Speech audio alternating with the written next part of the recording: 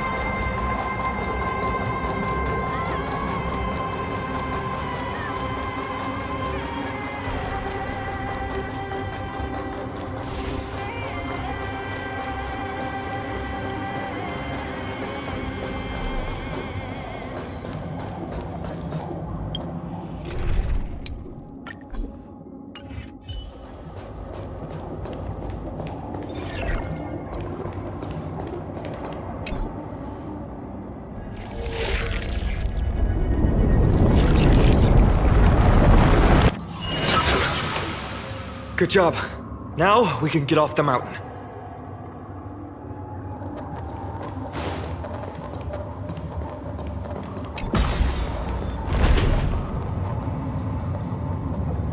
A black-tide creature. At Dawn Cloud. Oh no. The people in the city.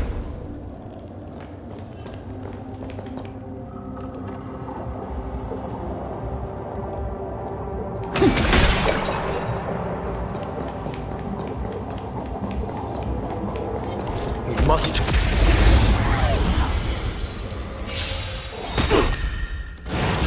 Amateur.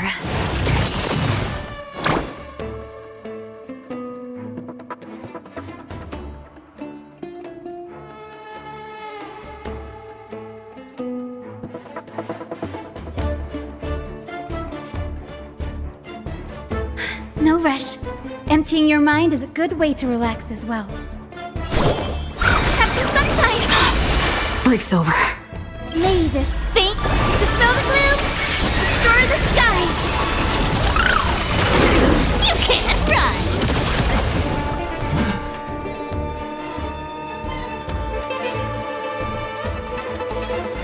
We can do it!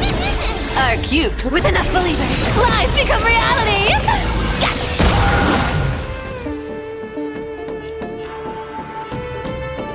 I'll take it on.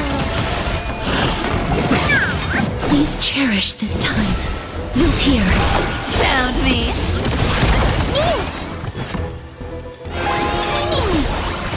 Embrace a new life.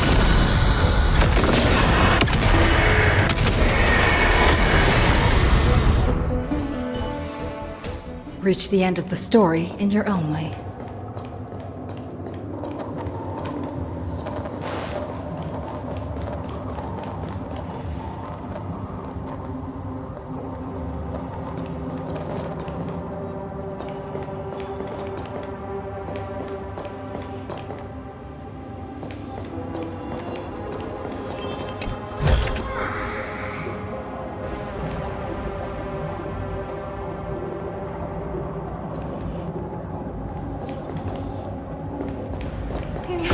Deja vu. Emerge from your cocoon. You can't run. Please open up. You'll leave it with. I'm on it. Now.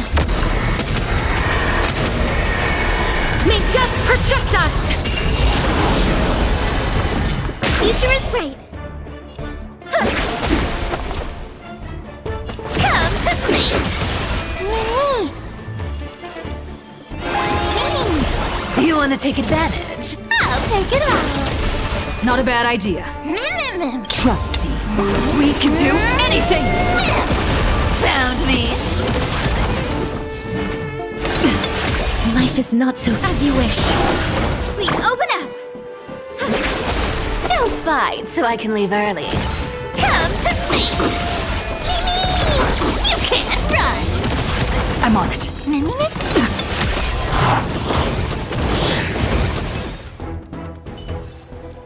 May wandering souls find their own way out.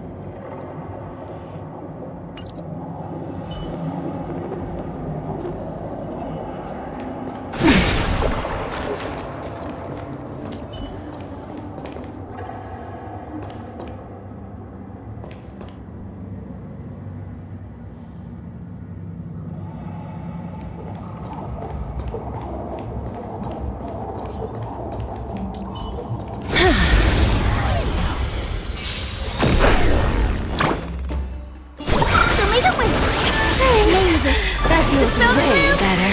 Destroy the skies. Found me. Not a bad idea. I choose you. Now. You want to take advantage? I'll take it all. Are cubed with enough believers. Lives become reality. Gotcha. You two will head to the nether realm. Root here. You can't run.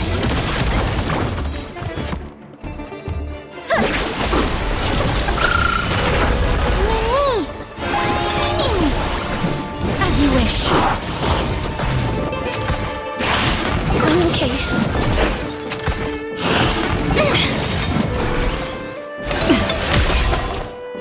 Come to me. Have some sunshine.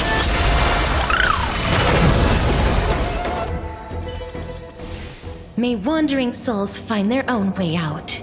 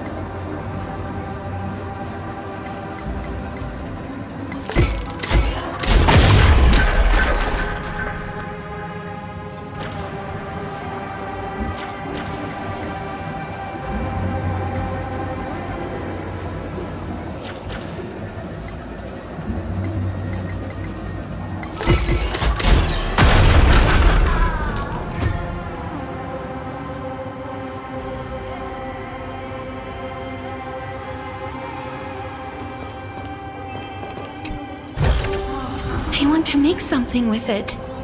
But what to make?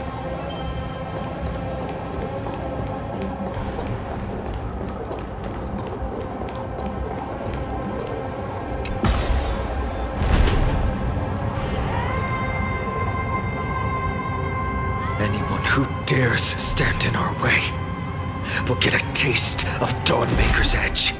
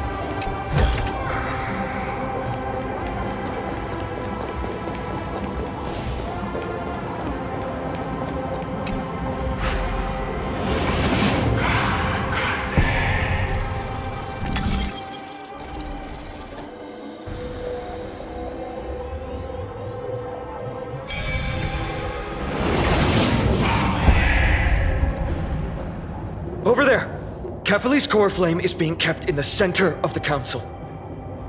We must retrieve it and bring it back to the vortex of Genesis. Right. Worst case scenario, we need to be prepared to return Kefali's core flame. If the end is indeed upon us, we no longer have time to investigate the truth behind the miracle. We'll have to trust that Professor Anax's hypothesis is the only option. Apologies, Agli. I promised you that I would leave the choice of Era Nova to the people of Amphorians. But I'm afraid there's no room for doubts now.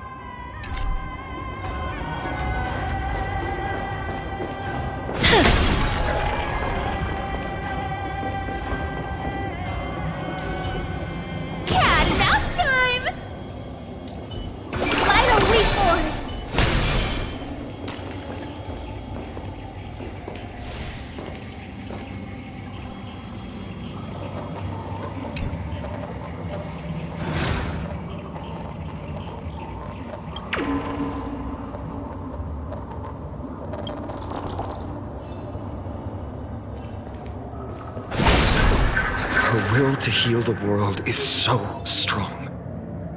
We'll definitely sense it if she's succeeded.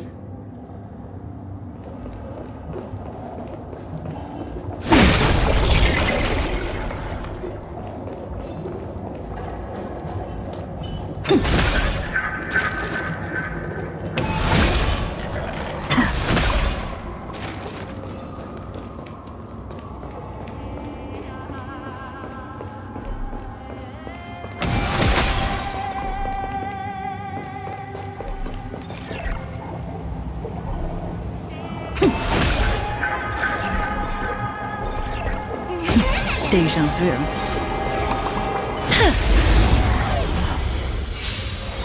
You can't run! The way that went. Thanks. That feels Smell the way gloom. better. Destroy the skies! Thanks. That feels way better. We can do it! I'll take it on. You two will head to the nether realm. As you wish. Embrace a new life.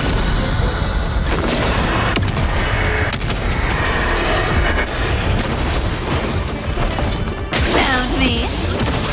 Future is great.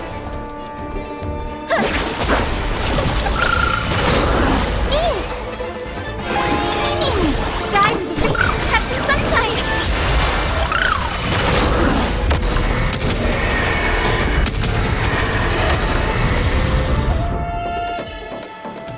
May wandering souls find their own way out.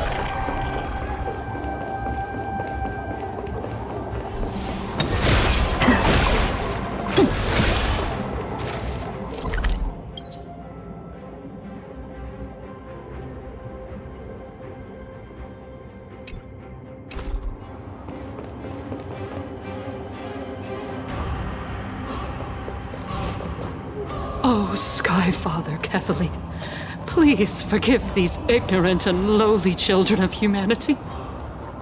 They are so utterly naive that they think of the golden-blooded heretics as deliverers. This blood-red sky and the raging flames and demons throughout the land will purge their foolishness. Kindness. Lord Deliverer, why don't you join me in praying to the benevolent Kefali? Cast your eyes on this ravaged land. All of this, sins committed by you, blasphemous heretics.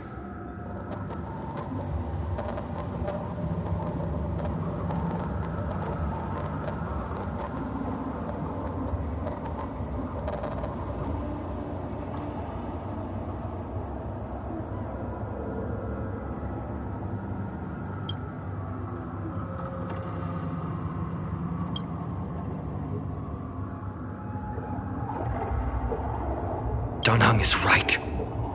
My sword yearns to end your pathetic life.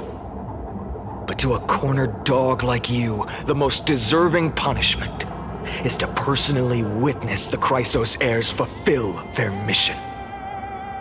Only then will you truly know how meaningless and foolish your past transgressions were. Fulfill your mission. Kefali's core flame is long lost to the winds. How will you fulfill the prophecy? She's gone completely mad, to the point where she's just spewing nonsense. For the longest time, Kefali's core flame has been worshipped here. Only core members of the Council of Elders know how to activate the core flame casket.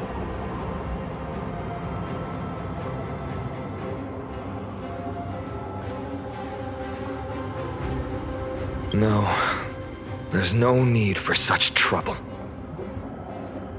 Professor Anaxa taught me more than just what was in the textbooks.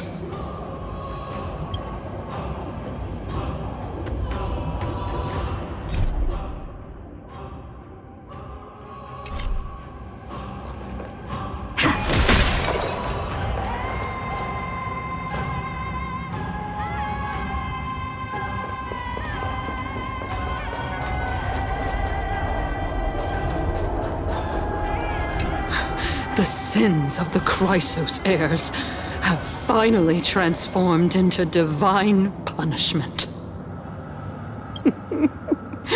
None of us. No one can escape.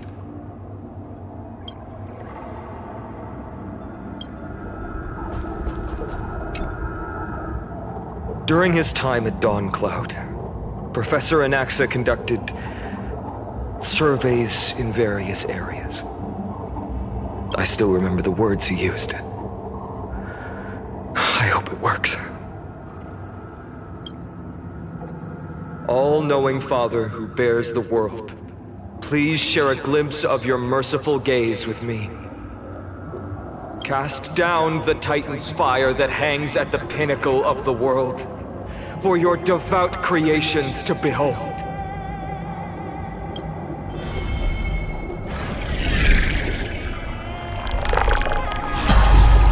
It worked. One step left to undo its arcane seal. Partner, I may require your strength again.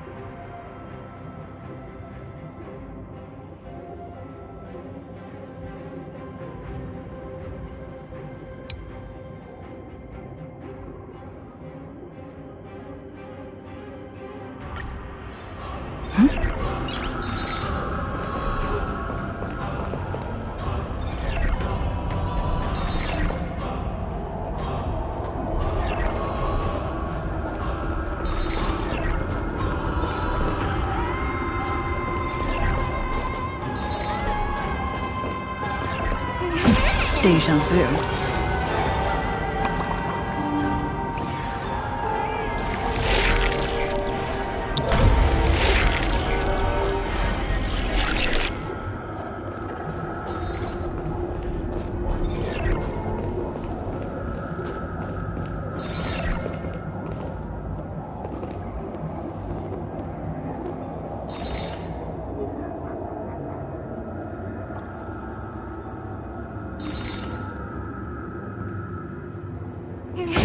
Deja vu.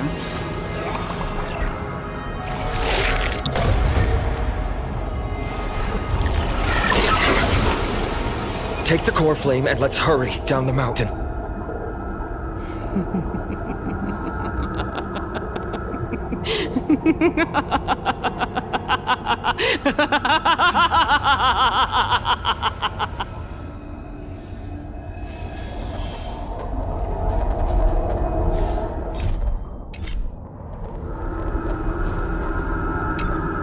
Donhung, can you use the spirit water art again?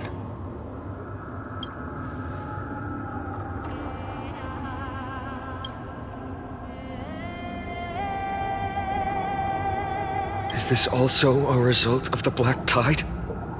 Looks like all we can do is sprint down the mountain.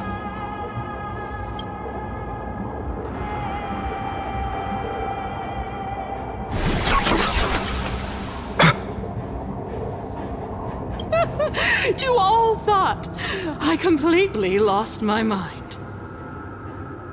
If the core flame was never tampered with and has always remained here untouched, you all think I wouldn't have the power to take it away?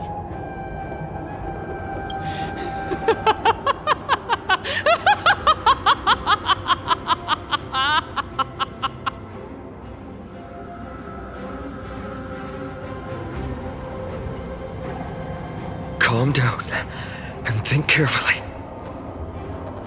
I'll do my job. So you need to make sure you don't die before you pay me. There's no need to worry about the core flame's whereabouts. Let's just descend the mountain. No need to worry, but Before setting off to defeat Aquila, I entrusted Miss Cypher with the task of protecting Kefali's core flame while we were gone. By any means necessary. If the core flame isn't here, that means she must have done something to it. In other words, she fulfilled her duty using her own means. We just have to focus on getting to the vortex of Genesis, and Cypher will meet us there for sure.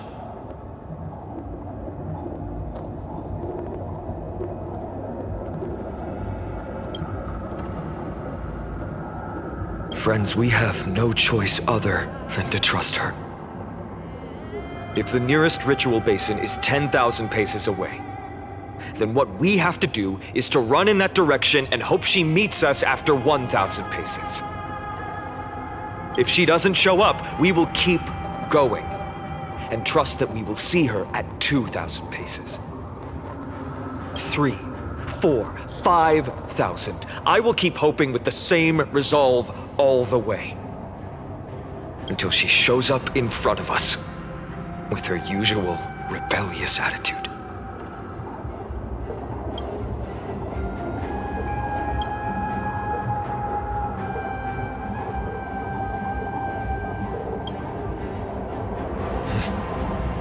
She will be no exception. But before that, we must survive and break through this siege.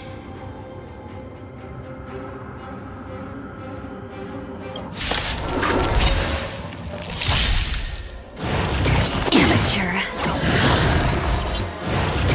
You just don't learn. the future is bright. Show me the way. Thanks. That feels Smell the way gloom. better. Restore the skies. Found me. I choose you. You want to take advantage? Come to me. You can't run. Our cute play session is over. With enough believers, lies become reality! Gotcha! Please open up! Mimi! Mimi! Life is not so fragile. As you wish. Embrace a new life.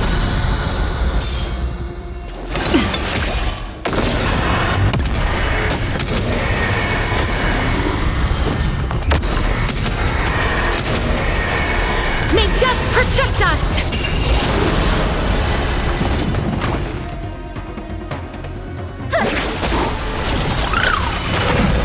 Trust me, we can do anything!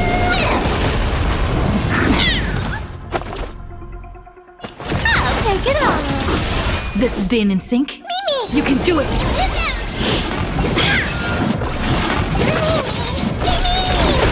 Found me! Root here. Guide with the rainbow bridge. Have some sunshine. Break's over. You want to take advantage? I'm on it. Mimi, Mimi. I'm still here. Mimi, Mimi. Embrace a new life. Mimi. Mimi. Darkness with me. You can't run.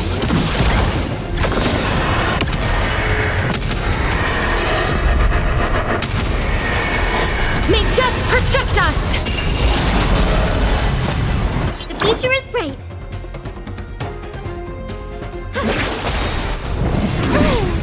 Guide with the rainbow bridge. So leave it with me. Don't fight so I can leave early. Our cute with enough believers, lies become reality! Gotcha! It's done. Let's go. We...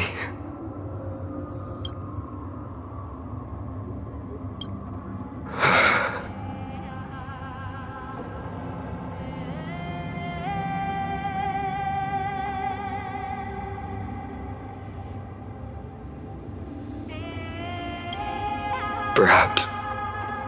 But as a cleaner, she was willing to absorb a millennium of identities and memories for an objective that hasn't changed in that time.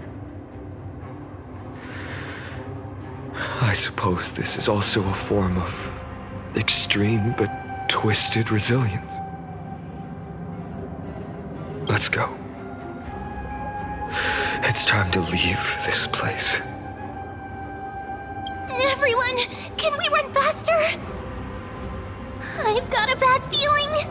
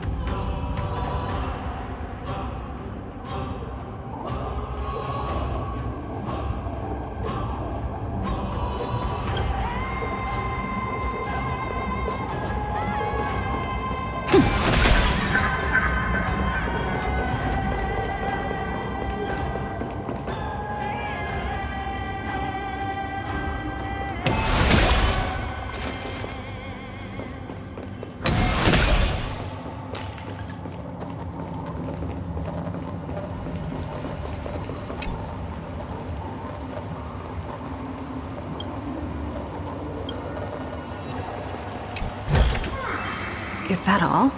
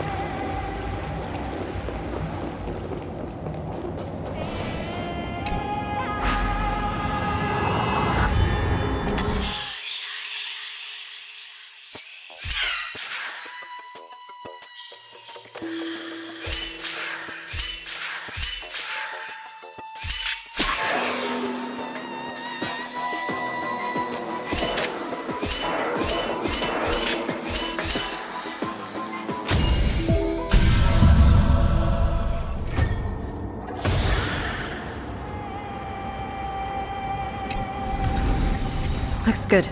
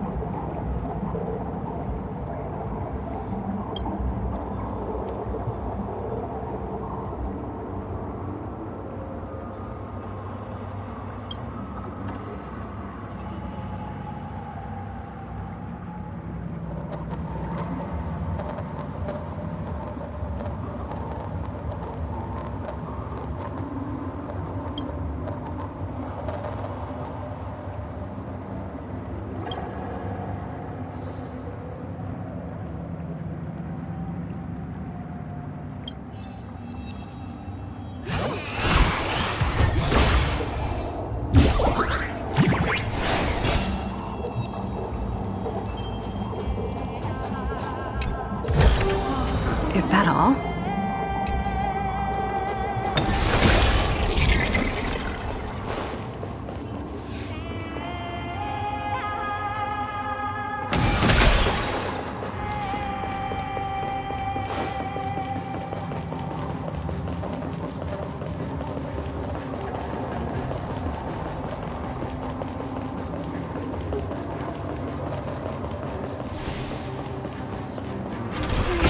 Deja vu. Cat mouse time! Found me! Mavis, dispel the gloom! Destroy the sky! I shall remember this moment.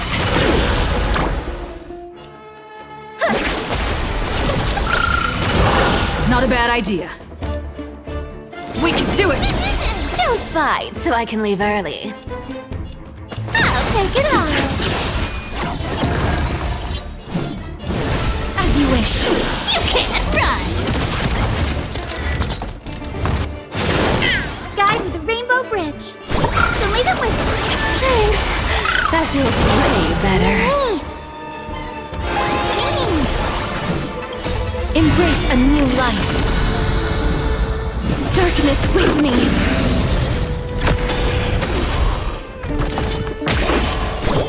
Have some sunshine. Breaks over.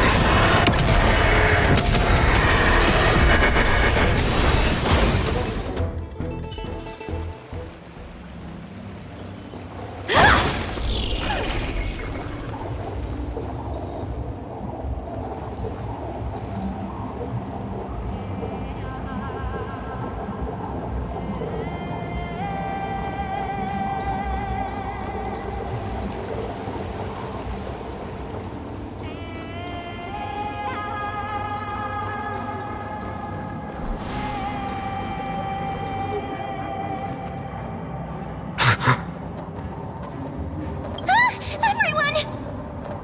Look! Behind us!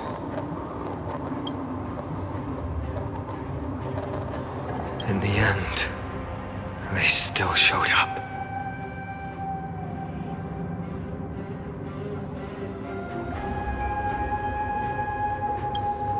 No. Now is not the time. I've been waiting for a chance to face them head on. But not now. If we take the fight here, then lose, the consequences would be irreversible. Come on. We have to get out of here. Keep running, and never turn back.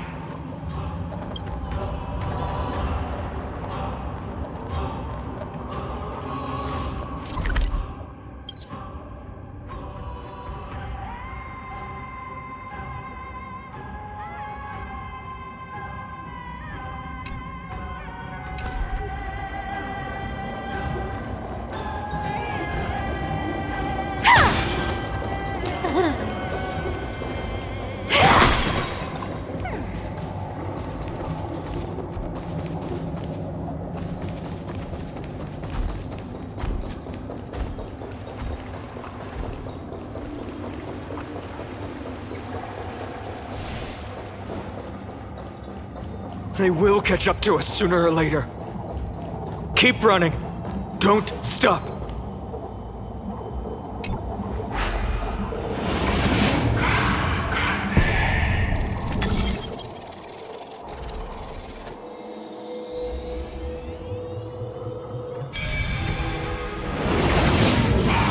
It's him!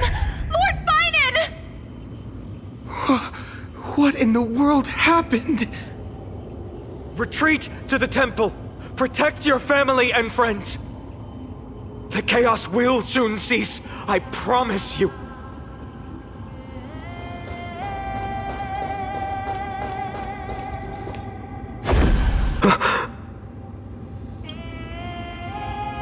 Dusk has descended as ordained.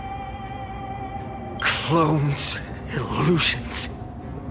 Nothing but cheap tricks to help you hide in the shadows. The sky has returned to its rightful place.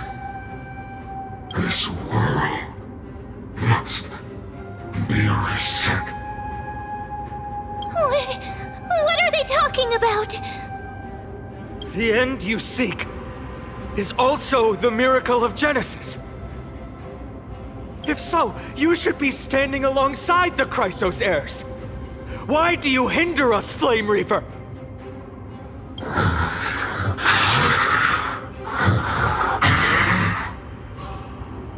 Dusk has descended as ordained. Must reset.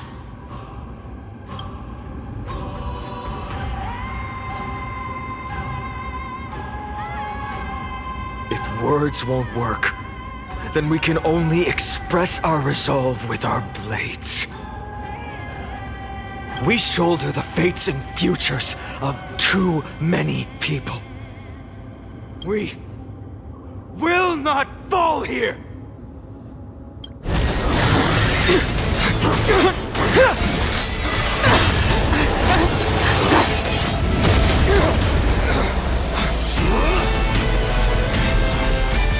Leave this to Casters and me!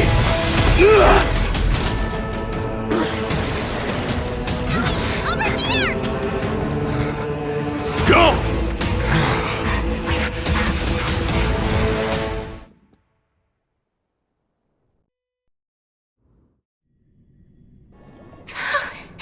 That was really close. It's too early to relax. The Flame Reaver is a master in the art of deceit. Even Mighty may not be able to restrain them. I never thought I would leave him alone on the battlefield twice.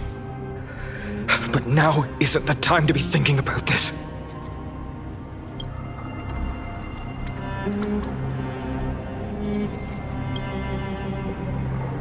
Protect us! Sky Father, save us! The Black Tide creatures are threatening the people. We can't just stand by and watch.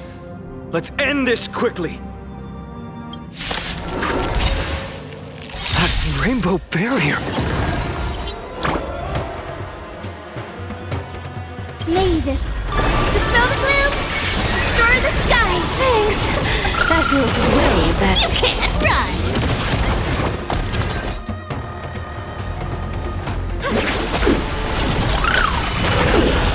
been in. We can do it! You want to take advantage? I'll take it on.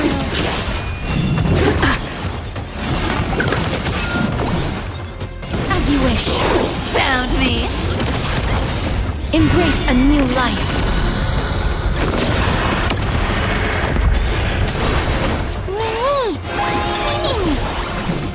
Return to dust.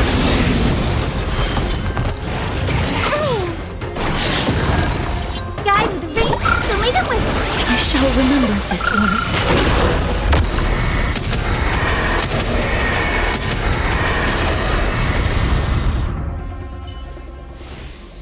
What a big haul!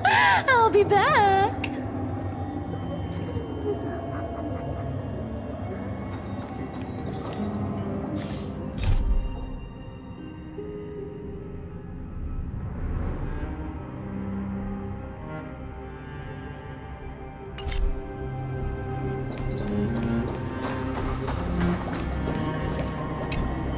Everyone, you're all safe. For now. Thank you, Lord Finan. It is someone else who deserves your thanks. Those black-tide creatures just now couldn't breach this barrier. This energy feels familiar. Like the luminous arts that Hyacinth uses to treat people. But it is much more powerful.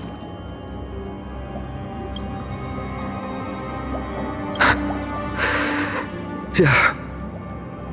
Citizens! My companions and I can't stay long. Before reinforcements arrive, please do not step out of this barrier. This is a miracle left by the demigod Hyacinth. Please trust her conviction.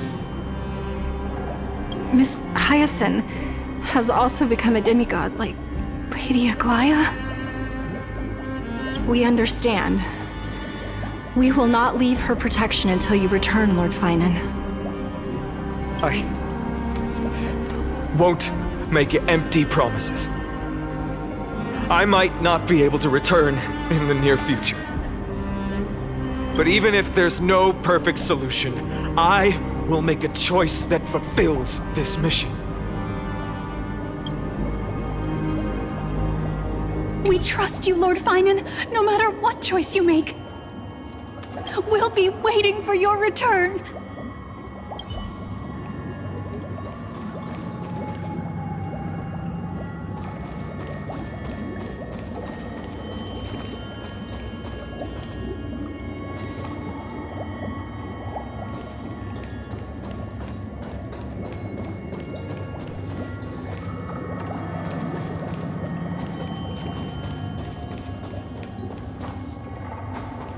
People in the market must also be suffering. I hope Hyacinth can protect them in time.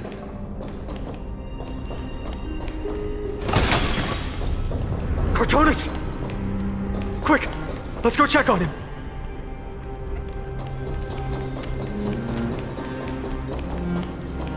Cartonis!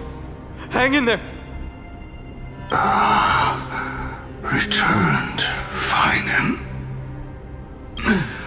Burning the holy city is. To resist, I did all I could. You should be on the front line at your age, Grand Craftsman. Where are the citizens? What's the situation at Marmorial Market? Organizing their escape. The holy city guards are. But where to flee to, no one knows. Descended from the sky, the rainbow barrier did. Protected people, but alleviated the fear it could not.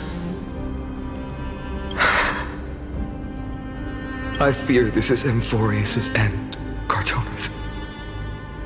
There is only one way to save our home.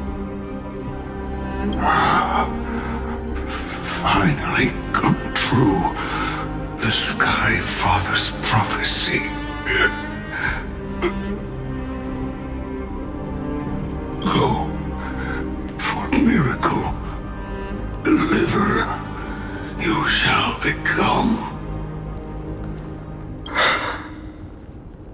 One more thing there is.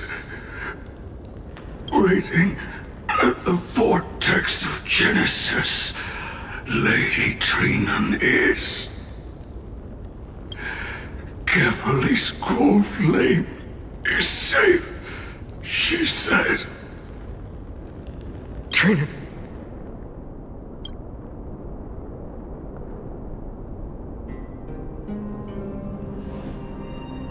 Urgent. The situation is... Leave them to me. The monsters. Died. I should have kept me here. The power of the rainbow light did. But if destined, inescapable death is, why not leave behind some glory? You've been forging nothing but glory your entire life, old friend. For others, and for yourself. May you never see the slightest glimpse of war in the New World. Farewell, Grand Craftsman. Let us depart to the Chrysos air baths. For battle, these hands were not meant. But if to protect the holy city's future, they are needed. To the final moment, I will fight! Cartonis said that Trinan had news of the core flame. As expected, Miss Cypher did not fail her mission.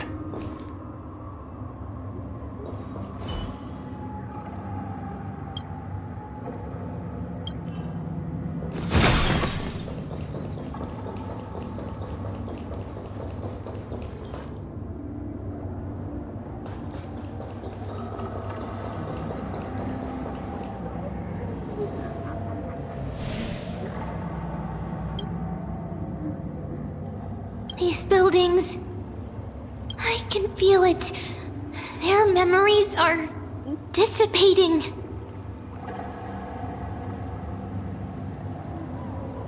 Yes, the textures of memories are preserved within all things in Amphorius.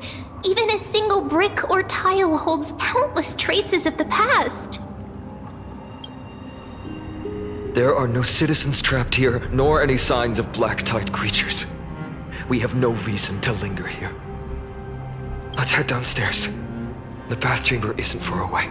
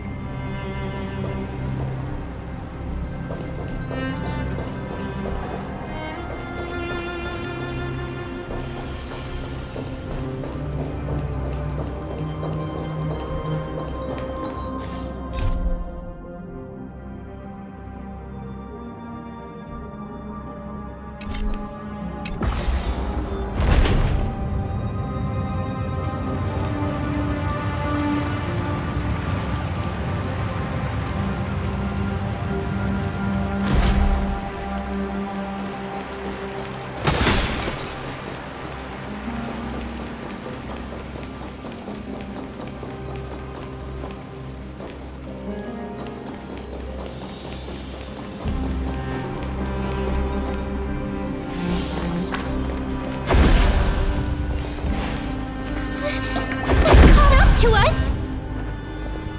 Don't tell me that Mighty...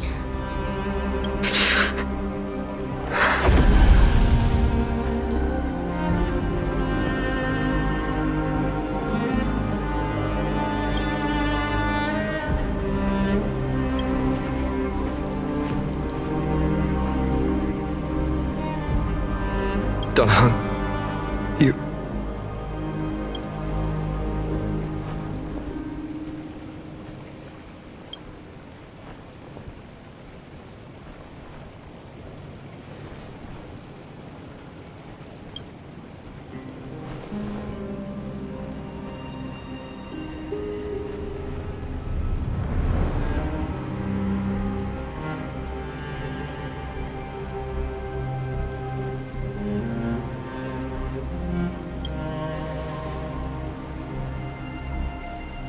Running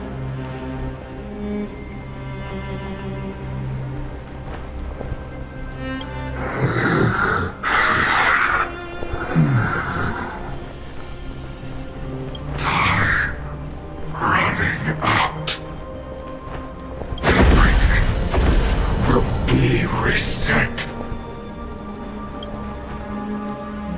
You better keep your word, Dan Heng. You cannot die here.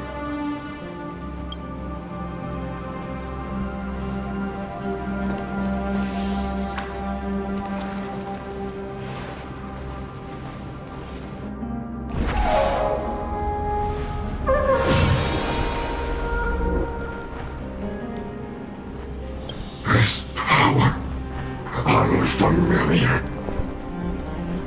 Who are you?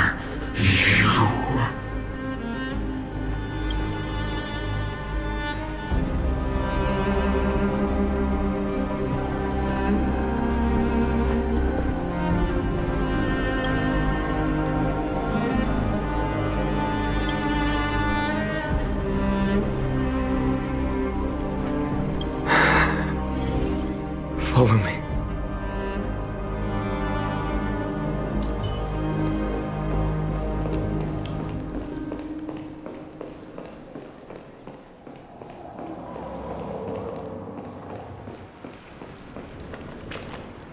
Lord Finan! Finally! You're all back! Even in such desperate times, you still managed to keep your promise to me.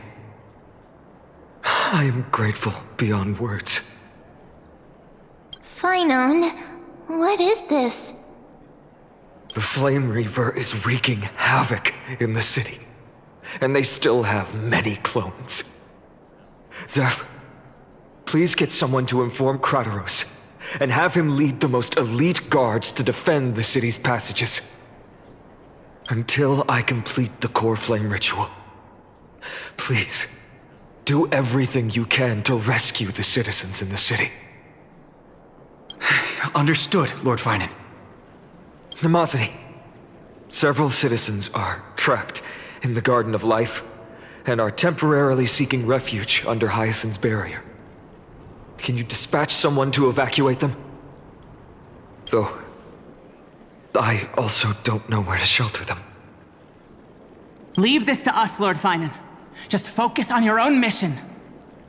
All right. As for the two Trailblazers, I'll also leave them to you.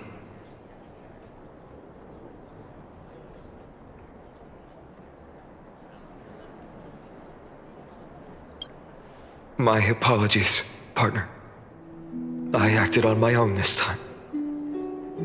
I prepared for the worst before the fight against Aquila. Even if there came a day when Akima was taken by the Black Tide. As long as we defeated Aquila, lifting the sky's curse, you and Dan Heng would at least have a chance to get home safely.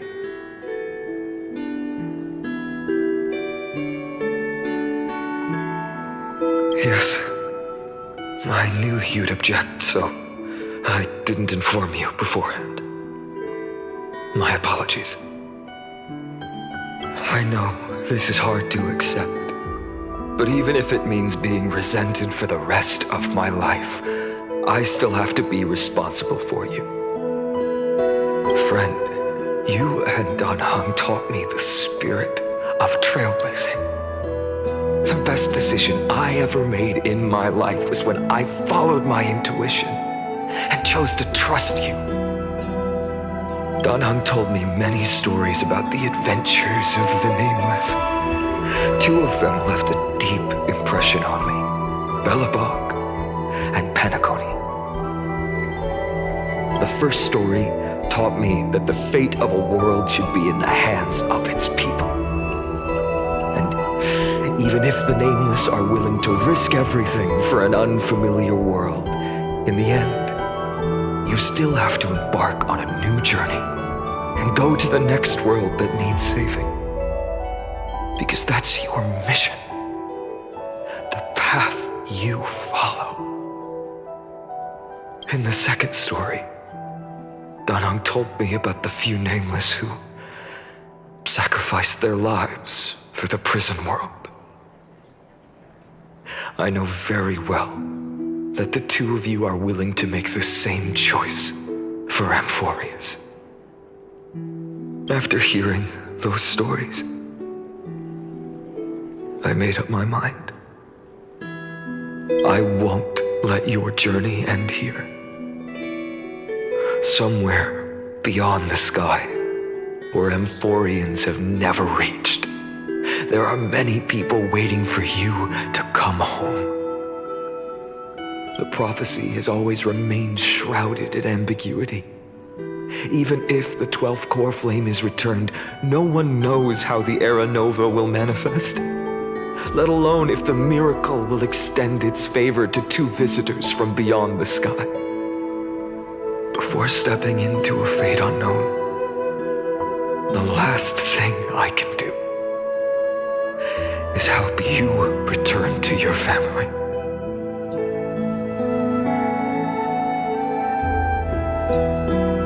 Please, don't worry. Lord Finan has already entrusted Elder Lygus to fix your transport. Lady Trinan's Sentry Gate is open on the main street outside Akima's walls. I'm sorry for making such an unreasonable request of you all. But we live in an imperfect age, where there is never a perfect choice.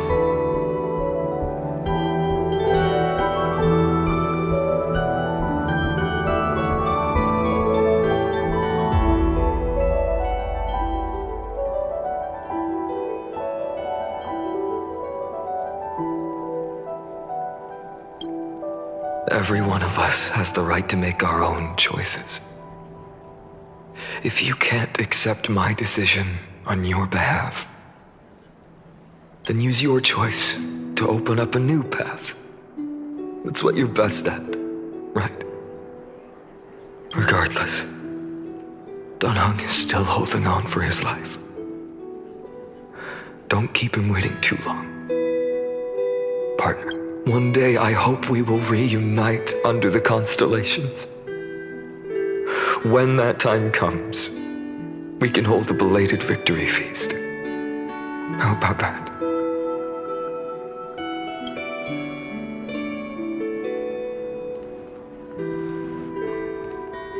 The spirit water has dried up. Blast. Why is nothing going right? Calm down. There might be another way in. The closest ritual basin, the other chrysosirs. Snowy. Trinan! I thought you'd be waiting at the vortex of Genesis. Are you alright? When Akima's night descended, all the spirit water dried up along with it. We anticipated that you'd be on edge, so we came ahead to wait for you. You've always been the ones who knew me best. Cavali's core flame. You know where it is? Yes. Little Syphi protected the core flame well. No one would be able to guess where she stashed it. Bartolos, you can come on out. I don't have to pretend to be an envelope anymore! That was suffocating. Bartolos? What in the world? Hey, you better watch your tone, brat. That core flame that the entire world is after is currently nestled in the depths of my bottomless tummy! This certainly was unexpected. Huh? Your reaction's too composed. It's completely different from what I was anticipating. Bartolos, Snowy still doesn't know the truth behind Akima's eternal daylight. You're right. Well, then you'd better strap in and listen up, brat. That girl Cyphera spun a grand lie that deceived all of Amphorius. She tricked all of you into believing would cast light over Aquila forever! Not just that! She even managed to pull that dumb ascension trial and allowed me, the great Zagreus, to survive! Hey, Rat! You... still no reaction from you? Yeah, dang it. You're no fun at all. I'm sorely disappointed. So for the last 1,000 years, what maintained Akuma's eternal daylight was not Kefali's miracle, but Cypher's lie, woven using the divine authority of trickery. But now, the lie has come undone, which means... Well, you didn't guess wrong. Cypher has already passed, and all her lies have scattered to the winds like ash.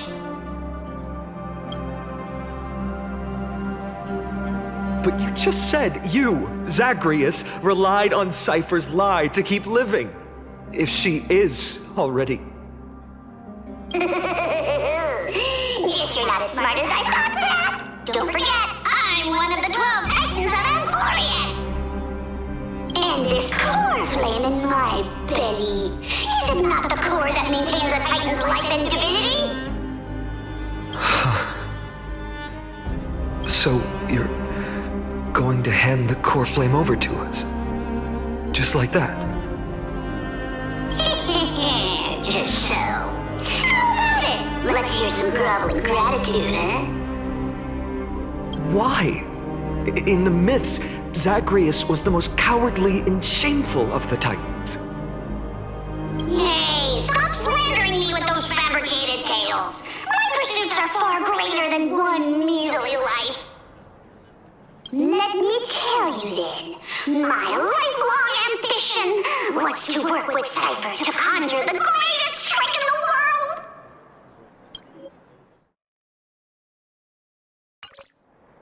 Assume this world holds 100 million possibilities, and no matter how one looks at it, 99,999,999 of them all point to outcomes of certain destruction. But with an exquisitely brilliant scheme, we fooled all the fools, villains, and disasters of this world, and achieved that 1 in 100 million possibility. This is the miracle I wish to achieve in my life's pursuit, even at the cost of turning into this! Take the core flame with you, brat. Go finish your mission. Remember this well. What saved Emporius wasn't the grace of that simpleton Kefali, nor was it the babbling of that child Oryx. It was the divine power of me, scorned by all, and the millennium-long lie of a cat-eared thief.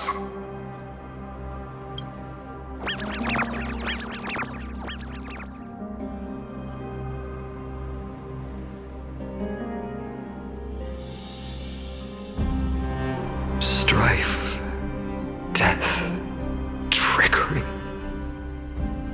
So those signs deemed as harbingers of calamity will also leave behind marks in the tale of deliverance. With this, the final core flame can be returned to its rightful place. The spirit water in the holy city has all dried up. We can try to break the sealing magic of Fagusa's priests and use the Century Gate to send you into the vortex of Genesis. But that will likely exhaust any remaining power of Yanis that we have. After that, the rest is up to you, Snowy. Farewells. I've almost grown numb to them at this point. Right now, I can't even utter a plain goodbye. Snowy. Don't worry, Trina. I'm no longer the empty shell that Aglaia brought back to Akama. For every companion who couldn't reach the end, their conviction to save the world became a part of me, piecing together the soul I once lost. I lost my home village, but you, Aglaia, and everyone else created a second home for me. Now that this home is also in danger, it is my turn to repay your kindness and create a new world that can carry everyone's wishes. I hope that in that new world, a new sun will rise, bringing one dawn after another to all.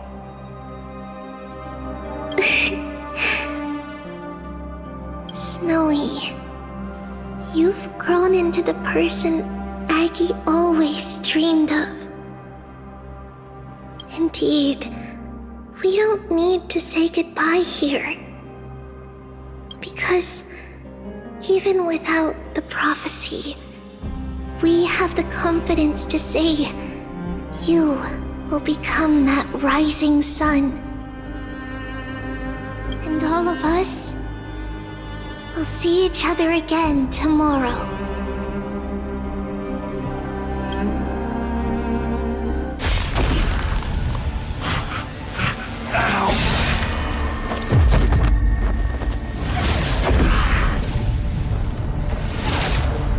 All shall bid farewell to one, and that person alone will witness the miracle. Such is destiny. Become the dawn. Whoever.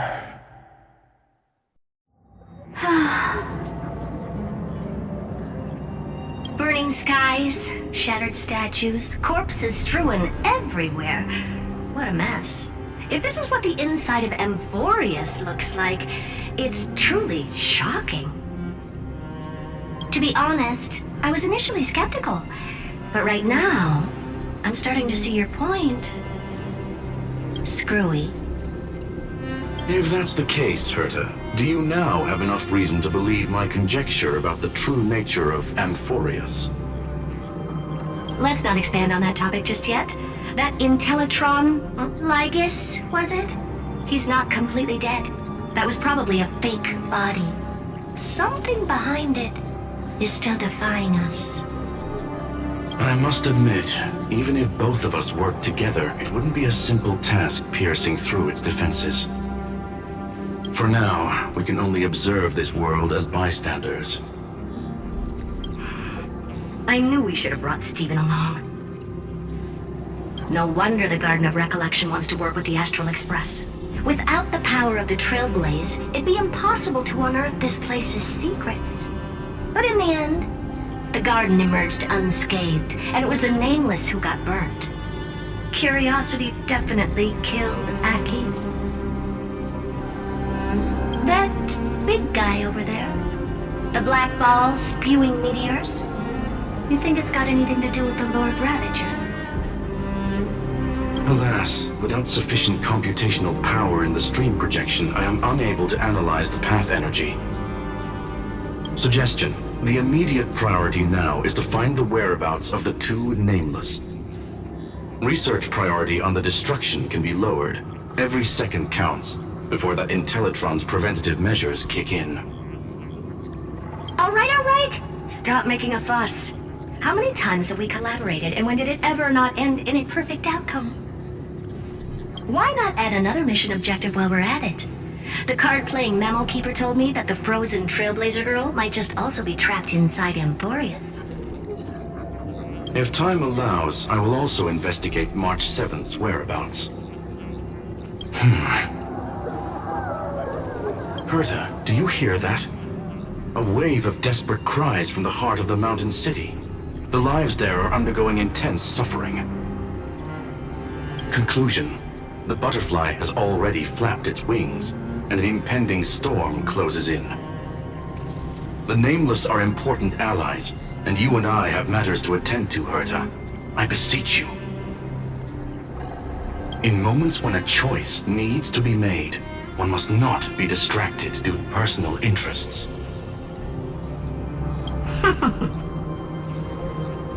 Of course I know that. Fate really is a game of dice screwing.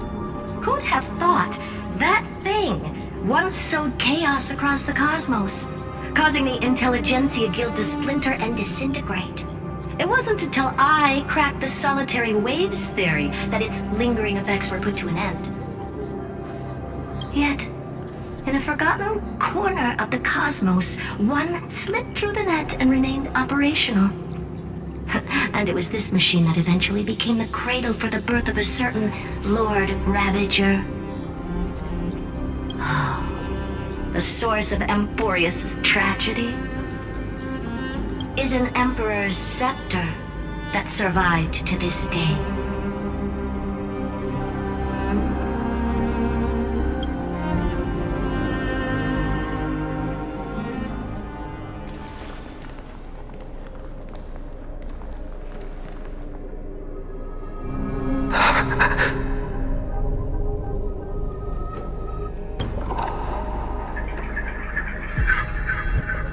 This is what the world looked like originally.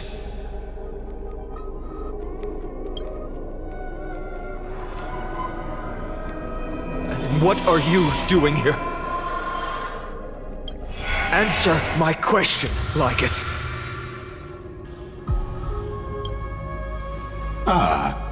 Another hero has arrived at the Vortex. I can no longer remember how many times this has happened. The author of each epic, as the prophecy has foretold, stays their pen at this point. Just like each cycle of the extrapolation, in accordance to their primordial design, ends here.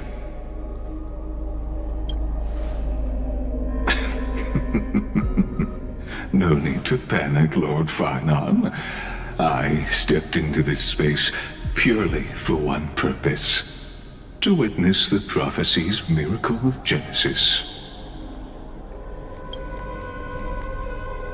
You've never expressed interest in the Flame Chase journey. When my companions and I ran, bled, and sacrificed for the core flames, you never so much as lifted a finger. An indifferent observer.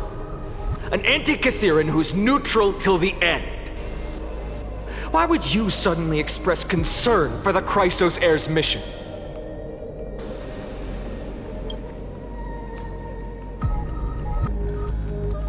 When that lone swordmaster left everything behind, plunging into a sea of madness, I was on the shore, listening. When that mighty lord shed his armor, filling the crevices of the earth with his iron bones, I was on the mountaintop, gazing down. Across 1,000 years of the Flame Chase journey, I have witnessed the ardor, resolve, division, and unity of the Chrysos heirs with mine own eyes. Just as you were all born to shoulder the guidance of the prophecy, I too have bathed in the gaze of distant stars, have seen the deepest, darkest of destinies. I will become the most loyal reader of the epics, a spectator voraciously consuming the valorous deeds of you heroes.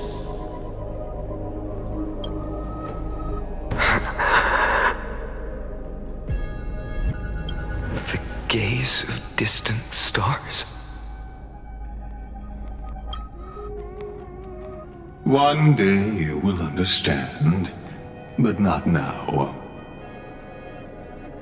At this moment, please disregard this observer and finish what you must, Lord Finon.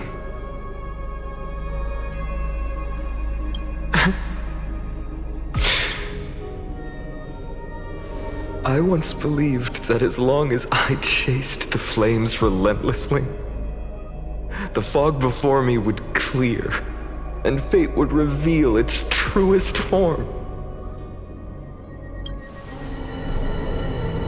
But along the way,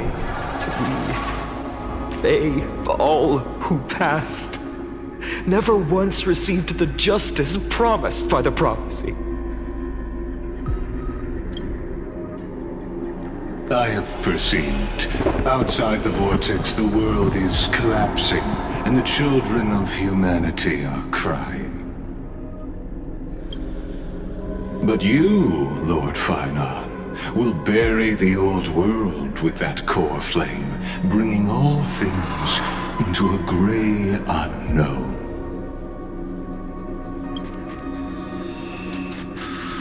It doesn't matter. This cruel flame-chased journey has made me abandon my fantasies. The future is not a paradise with a gentle west wind waiting for us to step in. If what lies ahead is a mass of chaos, I will tear it apart. Then usher in the first ray of blazing sunlight. All shall bid farewell to one, and that person alone will witness the miracle. Such is the will of fate.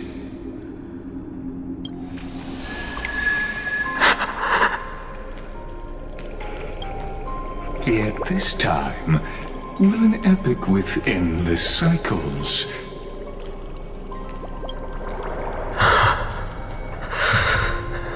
Is it you?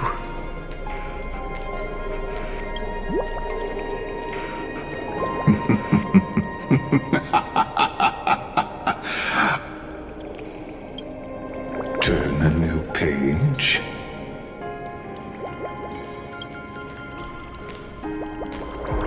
Of course.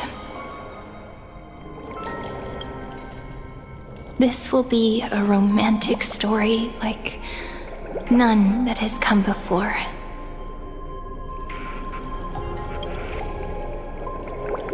You think so too, right?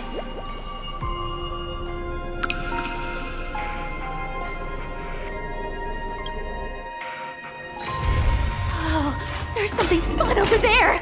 Come on, let's go!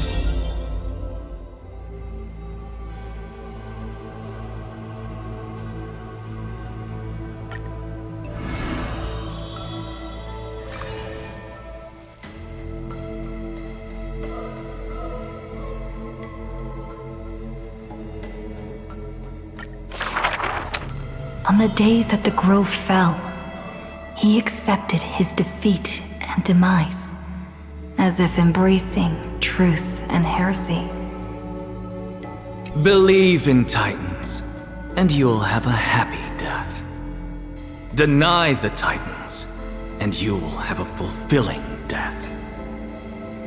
Yet as the lightened soul bids farewell to its heavy shell, a Titan made an untimely call.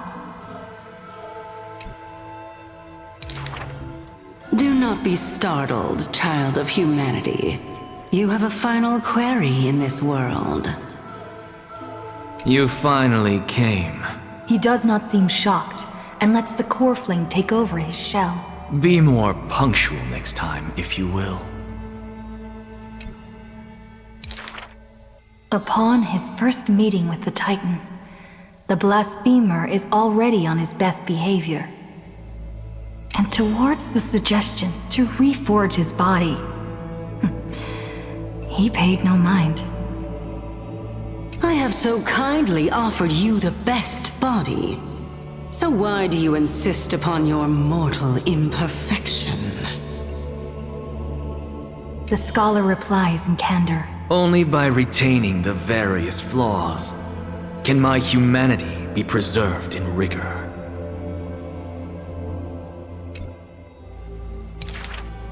His form remains in the mortal realm, while his spirit walks the river of soul shores.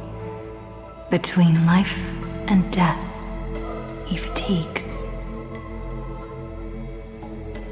Dwelling in the child of humankind's thoughts and senses, the Titan cannot bear to remain a mere spectator. Why not ask me your questions, child of humanity? I am rich in wisdom, and shall speak with no ambiguity. As though an unspoken pact, the scholar asked the god about all things, feigning a humble quest for knowledge. Do you treat me just as a way to answer questions? A mere machine? The Titan got what they asked for. You should thank me, for good questions are rarer than good answers. Compared to the joy of a new life, the scholarly breakthrough, carried home alongside death, filled the scholar's heart with more fervor. He returned to the Scourged Grove many times, and the black tide followed. Despite his defeats, he never sought help or permission. But at every desperate moment, the Titan would eventually take over one half of his body. The union of man and God, a flawed and clumsy choreography. It happened but once, a perfect harmony. One man, one God, speaking in one breath. Stop stepping forward at the same time as me.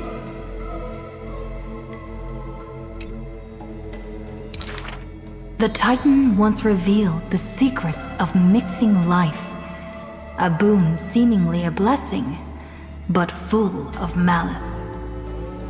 What a tempting bait. But that's not my desired chalice. Divine power is within his reach, but the scholar is not moved by that essence. This long and abnormal temptation is also a trial of elevation. For the sage can achieve all things, but shortcuts alone he abhors with silence.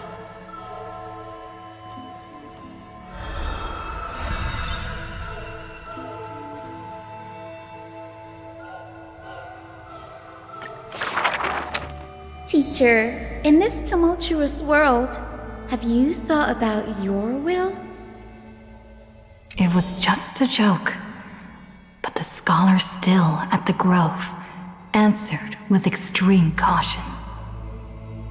He has much to say about his posthumous affairs, exhausting all, fearing the smallest omission. Teacher, could it be that you fear death? The assistant asks in concern. It was a question needed, yet he gave no direct reply. Philosophy is the inquiry into death, and I have always considered myself a philosopher. The assistant recounts all the scholar's final wishes, each mighty as a mountain, asking what seemed impossible. The tombstone must be made of my treasured rare stones, carved with Dromus patterns. But that stone is a miracle of alchemy. Tough beyond measure, no chisel could have shaken. That's also his plan. The assistant softly reveals the hidden plot. He hopes that instead of shedding tears over his death, we will find it in us to smile, even in a moment of sorrow. It's rumored that in the depths of the grove, the scholar left a teaching ingenium, imitating himself to the utmost detail. Go back. The living have not exhausted their thoughts. Go back. The dead have no desire to teach their works. The ingenium's words are cold and detached, like the deceased man himself. But if you have no one to talk to, fine. You can sit and converse. Now, the grove is no longer bustling, and the scholar has returned to dust. Thus, few in this world now know how he was also troubled by solitude in life. Someone once suggested, perhaps your ambition should also find its place among your final wishes. Pointless notion. He dismissed in derision. Unveiling the countenance of the gods is a task for the living. Perhaps that is his haughty position. Such a melancholy topic, yet he insists on feigning a twist, avoiding it altogether. Perhaps these chapters should not be retained. Most are from the scholar's handwritten drafts, shown without his permission. Yet there seems to be a voice there in remonstration. It's just the past. What harm is there in revelation? Even in passing, his hubris still resounds in reverberation. The smaller a thing is, the more it shows its weight. The more foolish my name is, the more glory my achievements will be in comparison.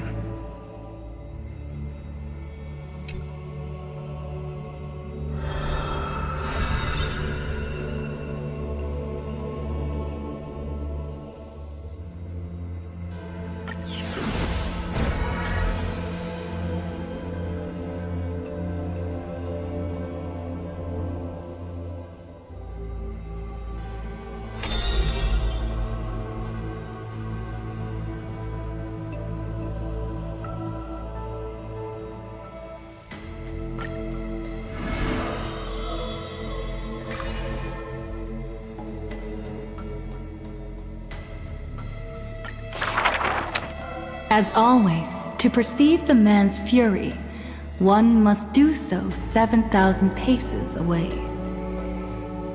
The Kremnos he guards is once again shrouded by mist. Rust, blood, and fire are the ceremonial ode to the demigod. There is no one to witness or to give cheers of glory, the final Kremnos festival goes on without end. The victor shall embrace death and silence, and his glory will only be remembered by the defeated array. For that man, laws and seals no longer have meaning.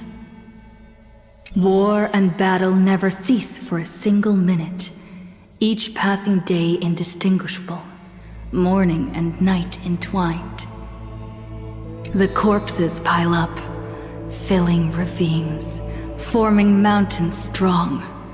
He carved time with peak's edge and counted the fleeting years by fires of war. Sometimes the lion would climb to the hilltop to look down on the world and search for friends in longing. The distant heavens and earth stretched vast and boundless, but their endlessness felt ever more remote. Like Nikador, he cannot escape madness's clutches.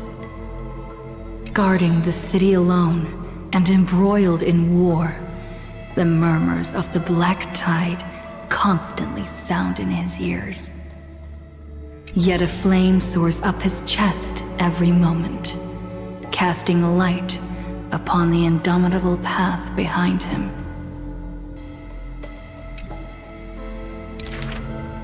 Memories seal the echoes of the past as the man strides into battle, fists clenched fast. He is the wound this world must bear, the new king before whom old gods despair.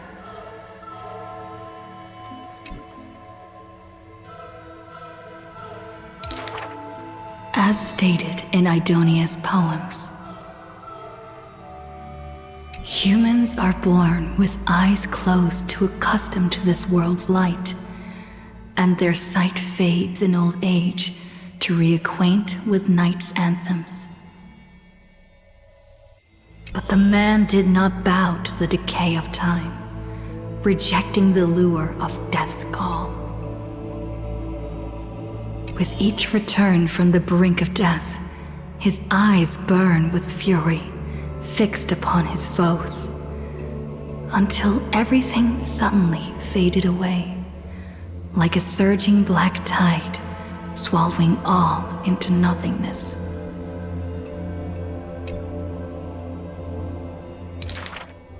The world dissipates in the roiling black tide's requiem.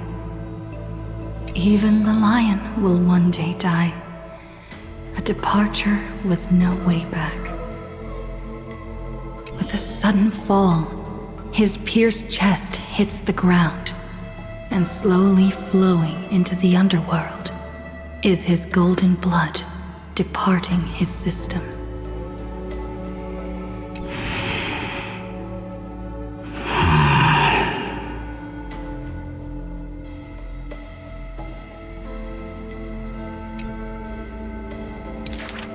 But that gaze, fierce as flame, never dimmed, not even in death. Looking beyond those flame-seeking figures, reaching far toward the endless horizon. In the morrow's sky, the stars will chant. The lone king of Kremnos is called Mighty. His journey was one of ceaseless, eternal warfare. And behind him, he left a world ablaze with glory.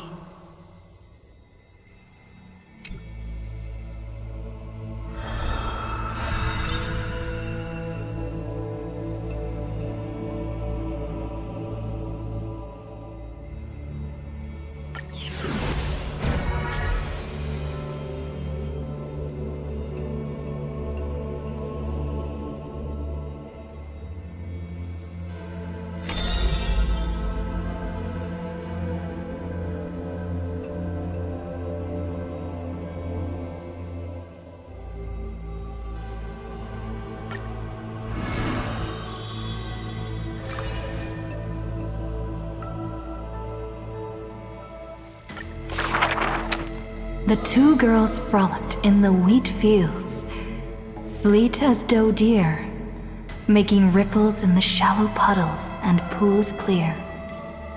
As dusk approaches, the exhausted girls collapse over the wheat heaps, talking about their longings and dreams of literature, love, and a journey through a world dear. Oh, Sky, slow your closing gaze. How I want to keep this moment in my hands forevermore. On that day, the breeze was warm and gentle. At that time, death was soft and fair. The broken-winged butterfly falls by the window, bringing with it a scent of melancholy. The girl looks outside. The golden wheat fields rolled endlessly, stretching to the horizon. Holding to the chair, she tries to stand, only to find her legs trembling and feeble.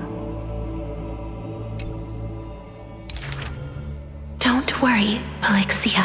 Her older sister whispers beside her ear, and on her sister's shoulder, the girl weeps mournfully.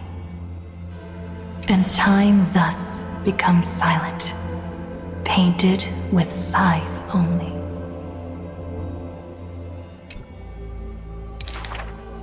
When hearing the healer's diagnosis, the girl remained deathly still. Her eyes were already drained of tears, and her heart a wilted grave. Every time she has something on her mind, she would tilt her head and look outside. Her sister follows her gaze, seeing a barren field turned by wind into a desolate gray expanse. Till one day, when the girl looks outside, she sees a dash of dark blue, most brave. It's a flower my sister planted. Like the torrential river of life, it pours into the depths of her heart. The flower is called Antilla. Even in the Netherland, it's rumored to thrive. You are the quiet in my heart, amidst the chaotic choreography. That seems to be its floriography. When the days are warm, the sister would take the girl on long journeys, through the flower fields, gazing upon rivers, napping amongst the grove. A discussion hearty. After I die, I want to become an Antilla flower and become the quietness in your soul. A thoughtless word from the girl gains her a wrapping on her forehead most dainty. Do not speak of dusk when you have yet to see the dawn. Dew drops from the petals as wind pulls on the leaves, and the two of them sit in quietude. The girl asks for the means to tend the garden, and while her sister sounds concerned, her heart is relieved. But the concern is well-founded. The girl tripped and fell into a mire. She gazed directly into the eyes of death, in that dark pool bottom unperceived. I've been the weight upon my sister's wings.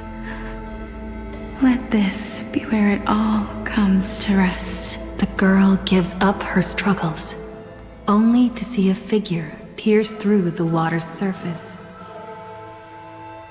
I won't allow you to walk through the dusk alone, or enter the night of no reprieve. Her sister sobs without end, and the girl has to gently hug her and softly relieve. And then, this distant memory turns bleary, difficult to retrieve.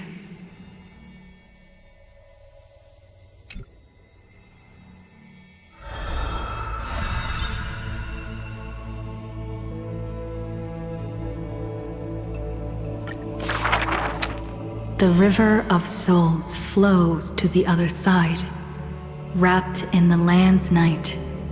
Broad, slow, an eternal and silent sight. It belongs to all in this world that has life, all of which flows downstream, converging as one. The master of the nether realm, Thanatos, enshrouds themselves and the souls within the moon cocoon. The dragon, born from the cocoon, carries the girl, soaring upstream the river of souls, defying its eternal flow.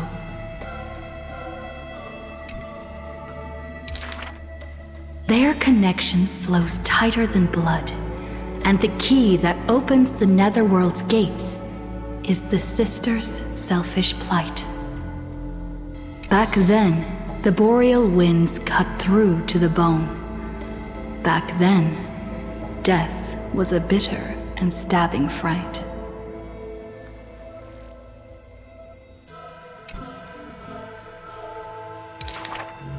In the Netherrealm, without an earth or sky, a flower named Antilla blooms, its beauty witnessed by but one soul.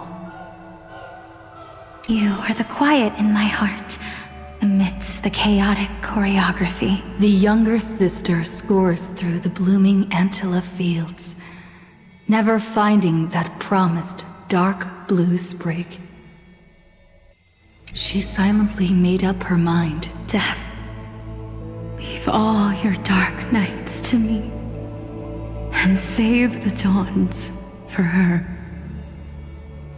The younger sister gazes at the moon cocoon high above and plans a trip to the mortal realm, a distant flurry. A bard once sung to musical notes. Do not turn back. Oh, do not turn back. The long hand of shadow will retain the dead behind their gates. The giant dragon born from the moon cocoon willingly offered itself as the enduring barge of the River of Souls. No need to turn back. Oh, no need to turn back. That price had long been paid for you by someone else. The dragon lowers its long neck and places the girl on its back. In slumber, she will unknowingly greet the dawn of her rebirth.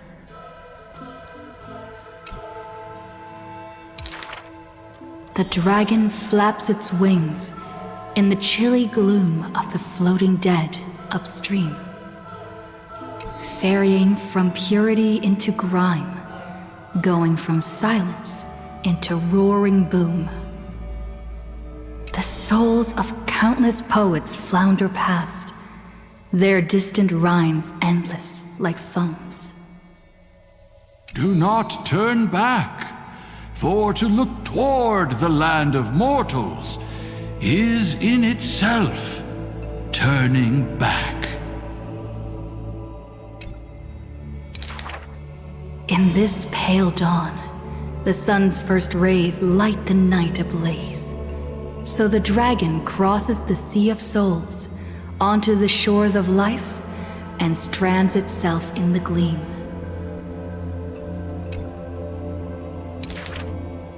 We know not where these stories arise. They are scattered across the shallows with the waves.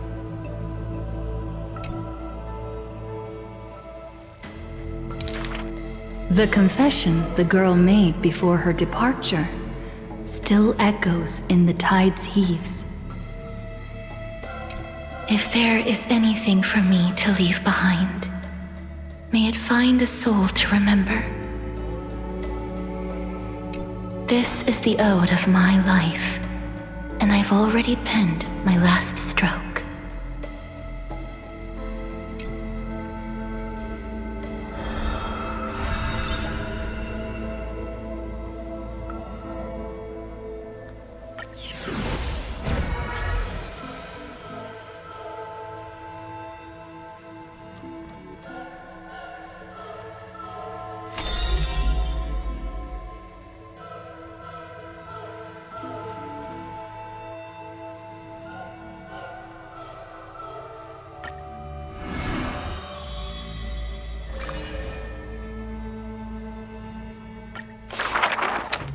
The solemn council is still filled with clamor.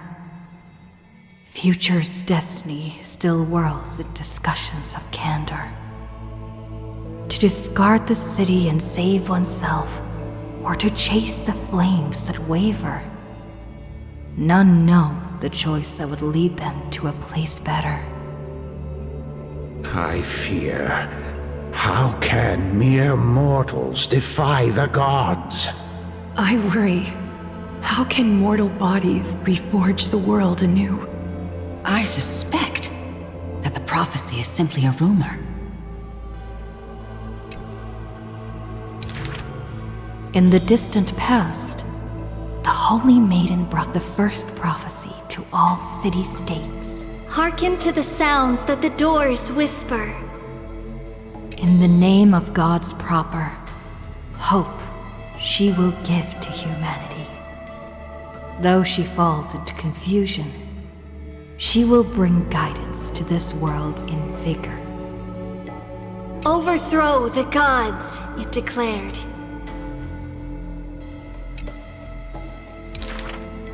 Of the previous journey, she will always remain aware. The Queen of Laws lifted the flag to chase the flames' flare. The tripartite prophecy guided all the world's heroes, all who dared. And building a new world was their oath of yesteryear. The earth roared for them. The tides surged for them. The scales of destiny shivered violently, then slowly calmed. The core flames of the Titans rested here, while the blood of companions congealed over there. The child led one hero after another to their end, but no end awaits her, no rest to prepare. Teacher, do not hesitate. The weaver of gold brushes aside the child's tears. The world still walks on the path you indicate. The prophecy still stands, even if the actors now different faces wear. Restore the core flames, it declared. The solemn council is still filled with clamor. Future's destiny still whirls in discussions of candor. To stop right there and seek peace, or to continue a work still unfinished. None know the choice that would lead them to a place better. Stop! We only wish to live life as it is, no more. Cease! Our achievements already stand tall. Rest up! We only wish to live in peace and prosperity. The discussions today are the same as those in times past. Retreating now will forever deny us the future. The child has already conquered her confusion and fear. No longer before the mists of fate will she cower. Hearken to the sounds that the doors whisper. She travels through myriad passages, burning with determination, to once again bring light to humans through her endeavor. The children fly into the streets, wishing to encourage the residents' faith. Please, be not afraid. We will definitely bring you to a new home. Lady Treaty, Lady Trianne, please, don't cry. Do not worry. We trust you always. The matron wipes away the tears on the children's faces. The praying ones piously bless them in faith.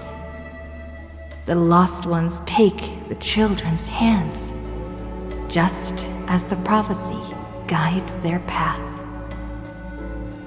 bear the divine authority, it declared.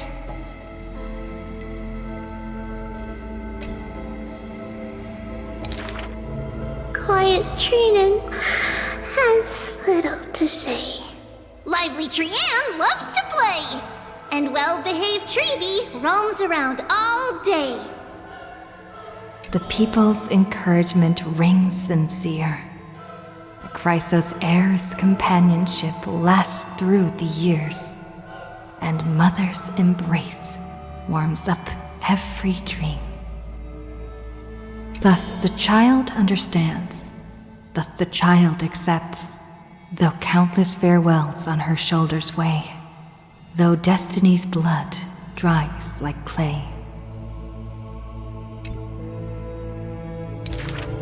There will always be passageways filled with warm sun rays that silently open to them in future and past days, and from them a voice says, Forge miracles, it declared.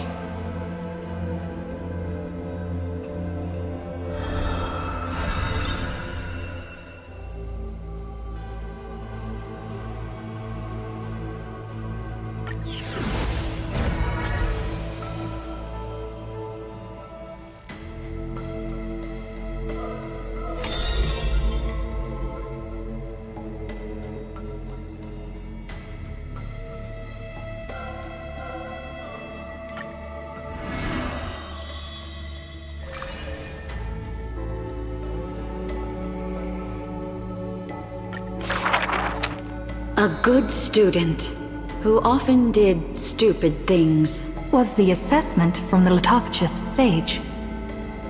An excellent healer, who fails at all scholarly means. Was the assessment from the Noticed sage. A shining child who also burns away her own life's rays. Was the assessment from the Erythrokeramist sage. A fool who was always wreathed in smiles, while drowning in a weighty and pitiful dream. Was the assessment from the Neusporist sage. The girl had visited all the schools during her time studying at the Grove. She refused to become a scholar, despite her exemplary grades. Instead of increasing this world's knowledge, I prefer to reduce its pain. While the sages faced her words in silence, the Neusporist sage alone decided to hire her as assistant post-haste. An apprentice who spends wisdom is more precious than scholars who hide knowledge away. The faded twilight courtyard, long eroded by time, now shelters a girl, the sole heir of her lineage. Loneliness accompanied her days, till the sage of the Caprists visited her and brought her a chromatic pony with a grin. It may be the Eye of Twilight's creation in times gone by, for it shines with the sky's rainbow hues within. Could it be the warlike winged beast of her father's tales? But the sleepy, dreary-eyed pony before her was soft as freshest plucked cotton. The girl still took this gift, for from the little creature, she smelled the scent of clouds distant. If it weren't for her, I would have suffered more accusations. The Neusporism sage says in admission, the scholar is coming to deliver arguments and reproach, often stopped before the door, not coming to fruition. For the girl before the door soothed their blazing anger, like the soft clouds, gentleness in cumulation. Do you know what sacrileges he has committed?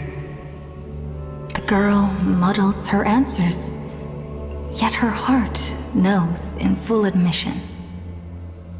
Like you and me, he too wishes to heal all of this world's afflictions. The girl treated ailments for many years in the grove, composing her medical treatises into tomes. When scholars seek medical help, she realizes with a startle that kindness too can grow into its own bloom. By that time, the twilight already lost their eyes, and the world drowns in evernight, while the girl and the healer again traverse the world in gloom.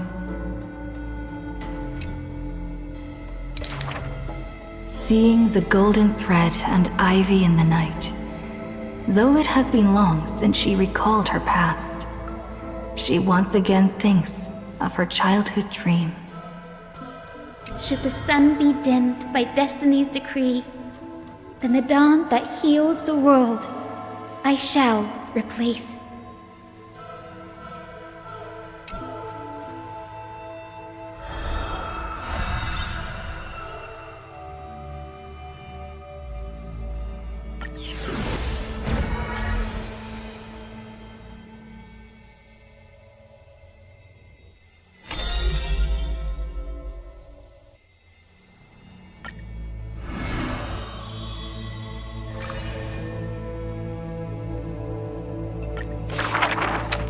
If every single scar equals a coin, then the girl, always pursued, would be worth her weight in gold. Deception, theft, and night heists, but her nerves failed her when it mattered most. The girl clutches meager loot to her chest and escapes, muttering curses bearing her pain. We're head on. I definitely win next time. She always longs for the coin of whimsy's blessing and creed. Yet the coin in the air always suddenly disappears, as if in reply from the trickery titan. Day and night flow, and the thief star makes circles across the sky, while time molds the girl into an adult. The cloak once used to conceal her entire body now only suffices as a hood that barely covers her fringe. No matter. These days, I have no need to hide. With a confident stride and a silver tongue, her perfected fraud, thieving every opportunity as a result. And at curtainfall hour, those treasure-seeking steps fade into the moonlight. When she appears again, her arms are laden with money's weight. What is the art of thieving? Stealing from the poor. Not enough loot. Stealing from the rich. That's a boring task to boot. The girl narrows her eyes of greed towards those called the Chrysos heirs. The golden vines of the sages' homes, the sacred carcass of the deathward realm, the divine lyre of the seashore's pearl, and the crystal chalice of the 1,000 gates. The girl knows not the treasure's origins, only that they are all valuable beyond measure. To have something priceless is the true art of thieving. A pity that deceits are all eventually revealed, and the thief meets a rare defeat. A golden thread discerns her meticulous disguise, and the heroes hold down her third hand to imprison in this thief star made of human feet. I take defeat with my head held high. Spare me your sympathy. She frankly faces the accusations, knowing that escaping would be nothing more than child's play. So the Chrysos heir outside the cage smiles sweet. Would you like to see my most precious? A treasure bright? It is a dress, like the beauty god Nestia's divine body. More blinding than the sun, rivaling the moon in its glory. It is woven by divine threads. It captivates even the gods. But all the lies and deceit are revealed under the golden thread's query. The world-famous thief is stirred by such grand words into a flurry. Then just you watch. This wondrous dress will forever remain in my own gallery.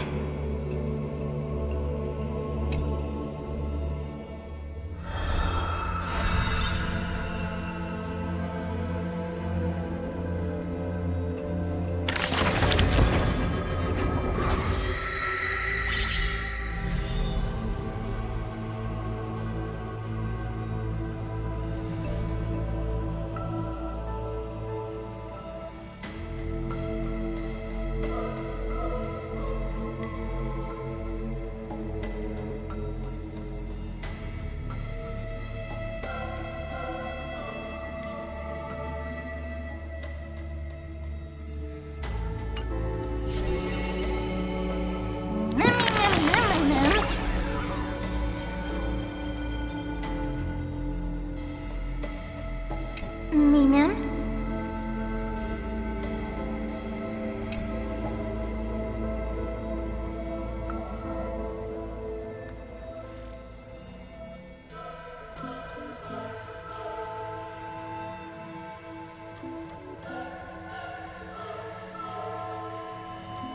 Me, ma'am.